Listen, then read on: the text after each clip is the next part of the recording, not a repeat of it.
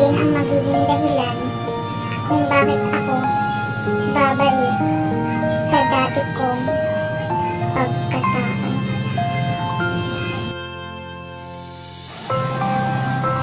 Matuto tayong kalimutan ang taong hindi tayo pinapahalagahan, at matuto tayong buksan muli ang ating puso sa mga deserving na hindi tayo kayang saktan.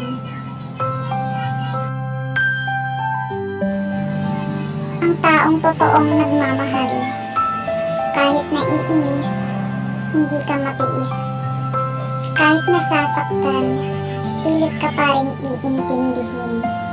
Dahil pag nagmahal ka, handa kang magpakumbaba para lang sa relasyon na ayaw mong masira. Una, tinuruan mo akong maging friend ka. Sunod, tinuruan mo ako na mapalapit sa'yo. Tapos, tinuruan mo akong mahalin ka. Sana, huwag mo nang ituro sa akin ang kalimutan ka. Kasi, mahal na kita. Ayoko nang matuto pa. Marami akong ginawa para maramdaman mong mahal kita. Kaya kapag nawala ako sa'yo, huwag mo isiping iniwan kita. Minahal kita ng sobra, pero hinayaan mo akong mawala ng basta-basta. Mali bang magtampo kapag hindi ka namamansin? Mali bang magalit kapag ang oras mo nasa iba? Pasensya na. Mahal lang kasi kita, kaya gusto ko akin ka lang at hindi sa kanila. Mas gusto kong maghintay sa'yo kahit matagal kaysa humanap ng iba. Hindi ko naman talaga mahal. Ang sarap isipin na may taong concern sa'yo. Yung hindi ka hahayaang masaktan kahit na magkaibigan lang kayo. Kapag ako umiyak ng dahil sa'yo, napakaswerte mong tao. Hindi dahil sa napaiyak mo ako, kundi dahil minahal kita ng totoo. 4 na M ang masasabi ko sa'yo. Mahal kita, mahalin mo ako.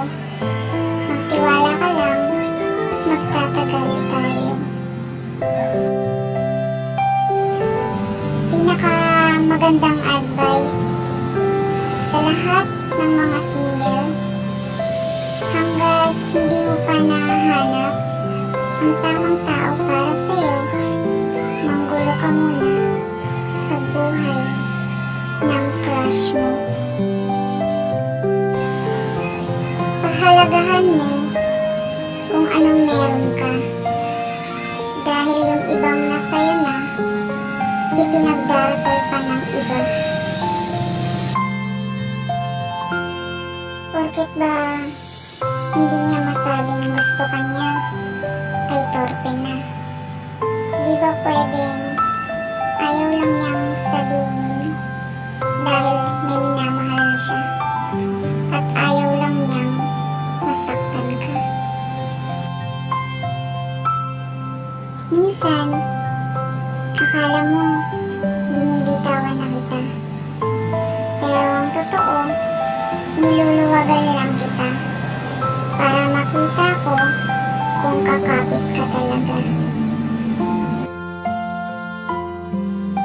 Kahit nagtatampo ako sa'yo, at kahit nagagalit ako sa'yo, aaminin ko, sa simpleng pag-iwas mo, nasasaktan din ako.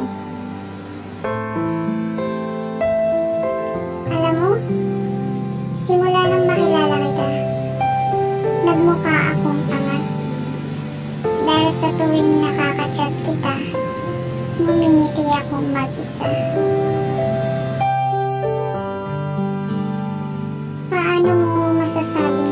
special ka sa kanya.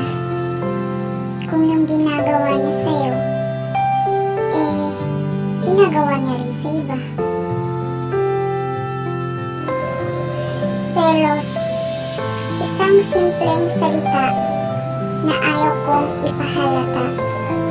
Dahil baka magalit ka at sabihin mo sa akin na nagsiselos ka? Bakit? Tayo ba? Minsan, may nagtanong sa akin, sino daw ang mas mahalaga sa buhay ko? Yung mahal ko or pangarap ko? Sabi ko, syempre, ang bebe ko. Siya kasi yung mahal ko at pinapangarap ko.